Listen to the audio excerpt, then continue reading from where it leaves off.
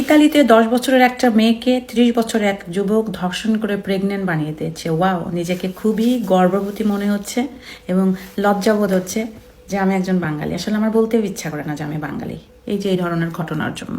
তাহলে বুঝেন, ওই মেয়েটাকে অবশ্য ডাক্তার অ্যাবর্শন করিয়ে দিয়েছেন, আর যিনি এই যে এত ভালো একটা কাজ করেছেন ওনাকে মাত্র 5 বছরের জেল দিয়েছেন এই দেশের সরকার। তবে এই দেশের জনগণ এটা মেনে নিচ্ছে না, তারা প্রোটেস্ট করতেছে কেন মাত্র 5 বছরের সাজা তারে দেওয়া হলো।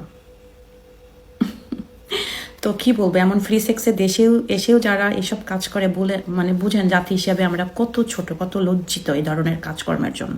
ইতালিতে কিন্তু বাঙালিদের একটা খুব ভালো অবস্থান আছে। আর বাংলাদেশে একটা বাচ্চাও কিন্তু তার বাবার কাছে নিরাপদ না। বাংলাদেশে অনেকে নীরব এরম ধর্ষণ হতেই থাকে, নিজের মেয়েদেরকেও মানুষ ছেলেরা ধর্ষণ করে বাবারা। তো এত ভালো কাজের জন্য তাকে 5 বছরের একটা অবশ্য শ্বশুর বাড়ি এটা দেশের যে জেলখানা।